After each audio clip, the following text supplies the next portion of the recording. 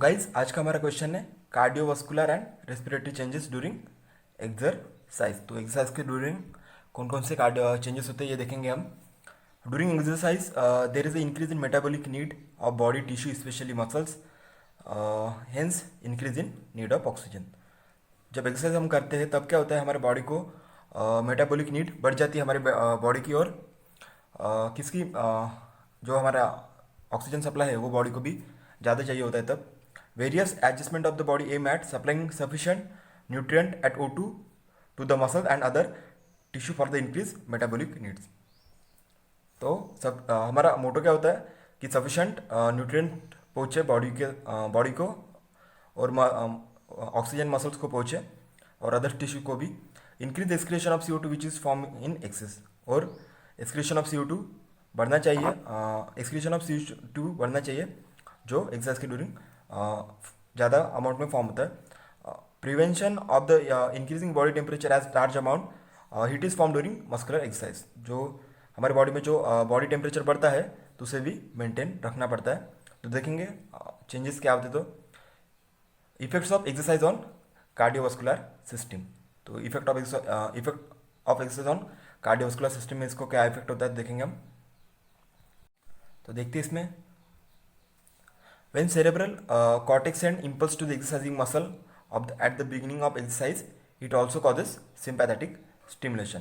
Exercise शुरू होने से पहले ही जो सेरेब्रल कॉर्टेक्स हमें एक इम्पल्स भेजता है एक्सरसाइजिंग मसल्स को, तो वो क्या होता है, वो सिंपैथेटिक स्टिमुलेशन होता है। उसके कारण क्या होता है देखेंगे हम क्या होता है। तो इंक्रीज इन हार्ट रेट, तो हार्ट रेट में बढ़ जाता है about 180 to 85 beats per minute, heart rate इतना बढ़ जाता है। Factors causing increase in heart rate, कौन कौन से फैक्टर्स कॉज करते हैं, मतलब कौन कौन से फैक्टर हार्ट रेट बढ़ाते देखेंगे। सबसे पहला आता है सिंपैथेटिक स्टिमुलेशन, दूसरा आता है reduction in vagal tone, circulating catecholamines जैसे epinephrine, norepinephrine secrete in large amount during exercise increase heart rate. तो ये सर्कुलेटिंग कैटेकोलेमेंट्स अपना हमारा हार्ट रेट बढ़ा देते एक्सरसाइज के समय कौन बढ़ा देते, catecholamines. Rising body temperature stimulate the SA node directly और stimulate cardiac centre via hypothalamus. तो अगर टेम्परेचर बढ़ता है तो डायरेक्टली एसए नोड को क्या करता है, स्टिमुलेट करता है, और कार्डियक सेंटर को स्टिमुलेट करता है, जिसके कारण हार्ट रेट बढ़ता है। तो पहला है इंक्रीजिंग हार्ट रेट। नेक्स्ट हम देखेंगे इंक्रीज इन स्ट्रोक वॉल्यूम। तो स्ट्रोक वॉल्यूम कैसे होता है, 50% of increase in stroke volume. तो स्ट्रोक वॉल्यूम 50% से बढ़ता है। नेक्स्ट है हमारा कार्डियक आउटपुट। तो इसमें क्या होता है, इंक्रीज इन कार्डियक आउटपुट हम 5 litre to 30 litre per minute. तो कार्डियक आउटपुट कितना बढ़ जाता है, 5 लीटर से 30 litre per minute. As heart rate increases diastolic period decreases and stroke volume is reduce. जब हार्ट रेट बढ़ता है तो डायस्टोलिक पीरियड जो होता है वो कम हो जाता है, उसके कारण स्ट्रोक वॉल्यूम कम हो जाता है। But reduced diastolic period is compensated by increased venous return and therefore increase in heart rate and stroke volume। जब डायस्टोलिक पीरियड कम होने के बाद भी क्या होता है, इसकी भरपाई कैसे होती है, जो हमारा वेनस रिटर्न है वो बढ़ जाता है, और इसके कारण हमारा हार्ट रेट बढ़ने के साथ साथ स्ट्रोक वॉल्यूम भी बढ़ता है। Together cause spectacular increase in cardiac output. The heart pumping effective of each heart beats 40 to 50% great in highly trained athletes than the untrained person because there is a cause of hypertrophy of cardiac muscles। जो cardiac output है वो 40 to 50% ज़्यादा होता है athletes में, क्योंकि उनका जो कार्डियक मसल्स है वो कार्डियक मसल्स के उनके हाइपरट्रॉफी होती है उनकी, इसलिए उनका जो क्या होता है कार्डियक आउटपुट है वो ज़्यादा होता है नॉर्मल पर्सन से। सो गाइस नेक्स्ट हम देखेंगे VO2 max and relation of cardiovascular performance. तो ये कैसे अफेक्ट करता है देखेंगे। The amount of O2 that can be consume by the person when working maximally is called VO2 max। जब कोई पर्सन अपने मैक्सिमली वर्क करता है उस समय जो हमें ऑक्सीजन लगता है उसे हम कहते हैं VO2 max। Heart rate and stroke volume increases in cardiac output that is of 90% of max. This is in contrast 65% of the maximum pulmonary ventilation। जो कि 65% से ज़्यादा होती है पल्मोनरी वेंटिलेशन से. It means cardiovascular system is normally much more limiting on VO2 max than respiratory system. तो VO2 max सबसे ज़्यादा डिपेंडेंट किस पे होता है? कार्डियोवास्कुलर सिस्टम पे होता है, क्योंकि वो limiting factor as a limiting factor act करती है. When because of O2 utilized by the body can never be more than the rate of which cardiovascular system transport O2 to the tissue. तो obvious बात है कि जितना utilisation of O2 ज़्यादा नहीं होगा, जितना कार्डियोवास्कुलर सिस्टम उसको प्रोवाइड करती है, बॉडी को प्रोवाइड करती है, उससे ज़्यादा O2 का यूटिलाइजेशन नहीं होता है. Performance of the person mainly depends on cardiovascular efficiency. Next हम देखेंगे इफेक्ट ऑन ब्लड प्रेशर. तो ब्लड प्रेशर में क्या इफेक्ट होता है? Because of the increase in cardiac output systolic pressure rises during exercise. Cardiac output बढ़ने के कारण सिस्टोलिक प्रेशर बढ़ जाता है एक्सरसाइज के समय. Diastolic pressure mainly depends on peripheral resistance due to sympathetic stimulation increase in a vasoconstriction leading to increase in a peripheral resistance. जो क्योंकि सिंपैथेटिक स्टिमुलेशन होता है तो यहाँ पे वस्कुलर वैसोकंस्ट्रिक्शन होता है, तो उसके कारण क्या होता है? पेरिफेरल रेजिस्टेंस भी बढ़ जाता है. This compensate by vasodilation that occur in the local exercising muscles. तो ये जो पेरिफेरल वैसोकंस्ट्रिक्शन है वो कंपनसेट किया जाता है वैसोडायलेशन से. ये कहाँ पे होता है? जो लोकल एक्सरसाइजिंग मसल्स पे होता है. Thus there is no peripheral resistance और there is a fall in peripheral resistance in strenuous exercise. तो वहाँ पे क्या होता है? पेरिफेरल रेजिस्टेंस नहीं होता है और पेरिफेरल रेजिस्टेंस गिर जाता है. कब? स्टेनस एक्सरसाइज के वक्त. डायस्टल प्रेशर रिमेन्स नॉर्मल और falls. Pulse pressure rises sharply. The mean pressure remains normal और फॉल्स. तो ये हो गया हमारा effect on blood pressure. Next है हमारा किस पे अफेक्ट करता है? ये कोरोनरी सर्कुलेशन पे क्या इफेक्ट होता है देखेंगे हम. Due to indirect effect of sympathetic stimulation coronary blood is greatly increased during exercise due to relative local hypoxia. There is a vasodilation of coronary vessels. तो ये है कोरोनरी ब्लड, जो ब्लड सप्लाई होता है हार्ट का वो बढ़ा देते हैं कोरोनरी वेसल्स. ओके, नेक्स्ट है मसल्स ब्लड फ्लो. तो इसमें क्या होता है? Exercising muscles get extra nutrient and O2 through blood which they receive. Muscles blood flow drastically increase during exercise. जो मसल्स का ब्लड फ्लो होता है वो बढ़ जाता है. It increases about 25 times during normal stannous exercise. तो वो 25 टाइम्स ज़्यादा होता है नॉर्मल से. During actual contractile process the blood flow decreases because contractile muscles compress vessels. Due to the relative hypoxia local factors are release, that is ADP, lactic acid, and there is a vasodilation. Okay, तो ये है हमारा पूरा effect on muscles. Next हम देखेंगे blood flow to skin. इससे ये यहाँ पे क्या होता है? Increase in body temperature, there is a decrease sympathetic nerve discharge to skin. This causes vasodilation leading to increase heat loss. तो ये स्किन में क्या होता है? वैसोडायलेशन होता है, उसके कारण क्या होता है? हीट लॉस बढ़ जाता है, क्योंकि जब हम एक्सरसाइज करते हैं तब हमारा बॉडी टेम्परेचर बढ़ता है, तो हीट लॉस तो हमारे लिए ज़रूरी हो जाता है तब. Blood flow to gastro intestinal tract and kidney. तो इससे ये क्या होता है?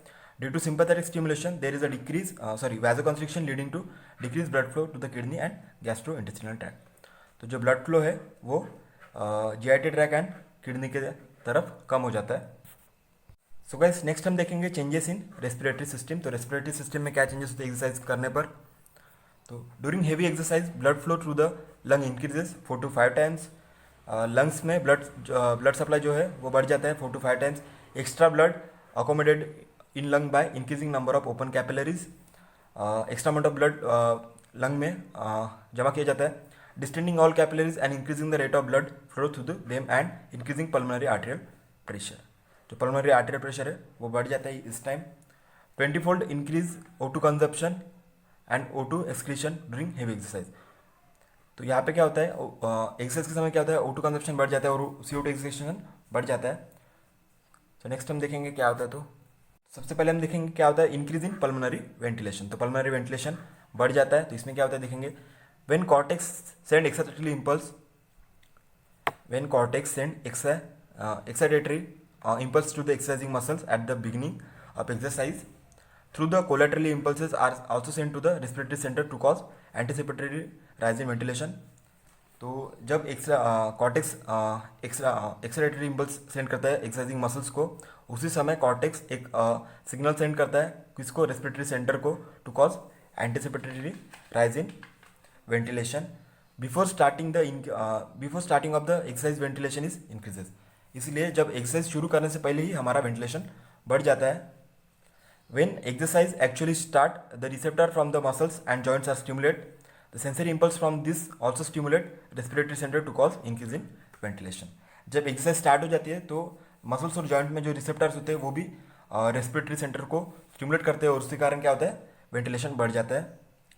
Ventilation increases due to venous nervous factors, usually nerve factors increasing ventilation to a required level and therefore concentration of CO2 and O2 in the blood maintain in normal level during exercise. तो ventilation usually कौन control करता है, nervous factors, और वो balance maintain करके रखते हैं CO2 और ऑक्सीजन का ब्लड में।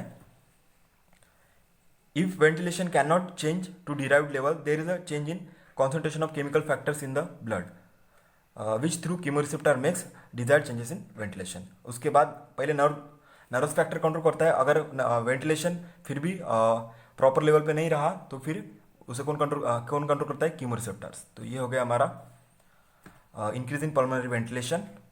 पल्मोनरी वेंटिलेशन बढ़ता है और क्यों बढ़ता है और कैसे बढ़ता है ये हमने देख लिया। नेक्स्ट हम देखेंगे इंक्रीज इन डिफ्यूजिंग कैपेसिटी।